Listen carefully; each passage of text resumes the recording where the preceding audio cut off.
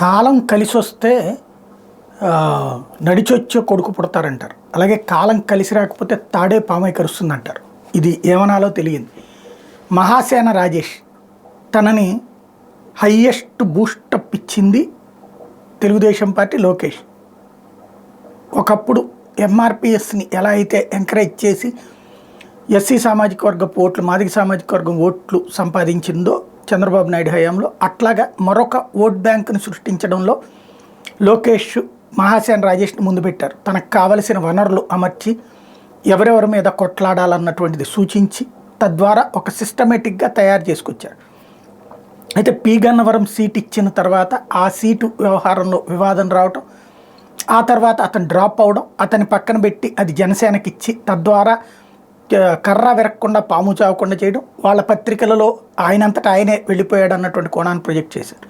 ఈ అసంతృప్తిలో నుంచి వచ్చిందో లేకపోతే నిజంగానే వచ్చిందో కానీ తాజాగా మహాసేన రాజేష్ స్టేట్మెంట్ చూస్తే, నేను తెలుగుదేశం పార్టీ రాష్ట్ర అధికార ప్రతినిధిని, రాష్ట్ర స్టీరింగ్ కమిటీ మెంబర్ని, ఎస్సీ మాల సామాజిక వర్గానికి టీడీపీ రాష్ట్ర లీడర్ని, మా పార్టీ అధికారంలోకి రాగానే ఎమ్మెల్సీ ఆర్ స్టేట్ చైర్మన్ అవుతాను.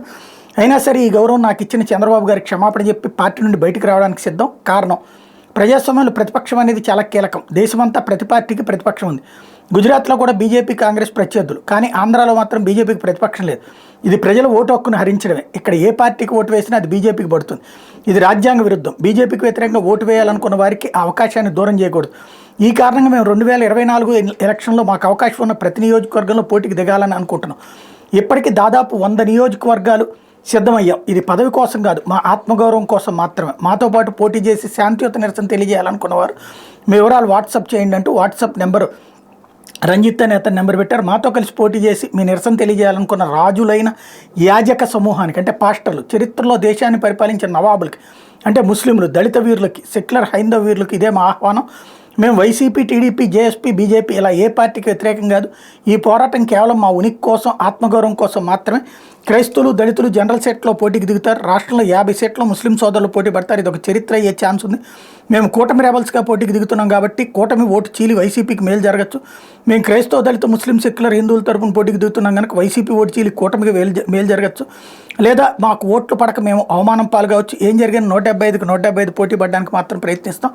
మీ అమూల్యమైన అభిప్రాయాలు తెలియజేయండి అంటూ ఒక పోస్ట్ చేశారు. ఇక్కడే విషయం ఏంటంటే, కుల సామాజిక వర్గానికి సంబంధించినటువంటి ఇష్యూస్లోనే ఒక పెద్ద సమస్య ఉంటుంది. దాన్ని ఎంతవరకు వాడాలో అంతవరకు. ఇప్పుడు విచిత్రమైనటువంటి పరిస్థితి ఏంటంటే, కుల సమీకరణలో ఇదివరకు రిజర్వేషన్స్ వర్గీకరణ, అంటే ఎస్సీ రిజర్వేషన్ వర్గీకరణ డిమాండ్ చేసినటువంటి ఎంఆర్పిఎస్ని ఆ రోజున ప్రోత్సహించింది తెలుగుదేశం పార్టీ కదా.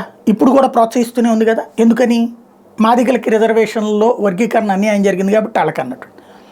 మరి అట్లాంటి తెలుగుదేశం పార్టీతో ఈయనెట్ట జట్టు కట్టాడు మహాసేన రాజేష్ మాల సామాజిక వర్గం నుంచి అని చెప్తూ, మాల సామాజిక వర్గం సుదీర్ఘకాలం పాటు అన్యాయం జరిగింది అని చెప్తూ వచ్చినటువంటిది ఈయనకి ఏ విధంగా తెలుగుదేశం పార్టీ తీసుకుంది? ఈయనెందుకు అంటే తన జాతి ప్రయోజనాలకు ఏమన్నా మంచి చేసి పెట్టారు ఆయన ఓ రకంగా చెప్తే. పోనీ ఇంటర్నల్గా అయితే అసలు పాయింట్ ఏంటి?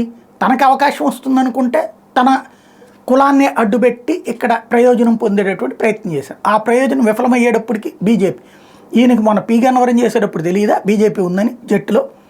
సీటు కుదరదని చెప్పాక అది జనసేనకి ఇచ్చేసి ఈయనకి తీసేశాక ఇప్పుడు ధర్మం గురించి ఇదంతా ఆలోచించు. ఇంకోటి క్రిస్టియన్ కన్వర్షన్స్ ఇవన్నీ మొన్నటిదాకా మళ్ళీ అదేం లేదని చెప్పేసి మాట్లాడినటువంటి వ్యక్తి. అంటే ఇవి ఏ వ్యవహారంలో ఏ ఎండక గొడుగు అనేటటువంటి పద్ధతి. కాకపోతే ప్రజలు దీన్ని అర్థం చేసుకుంటారా లేదా ఈ ట్రాప్లో పడతారా చూద్దాం.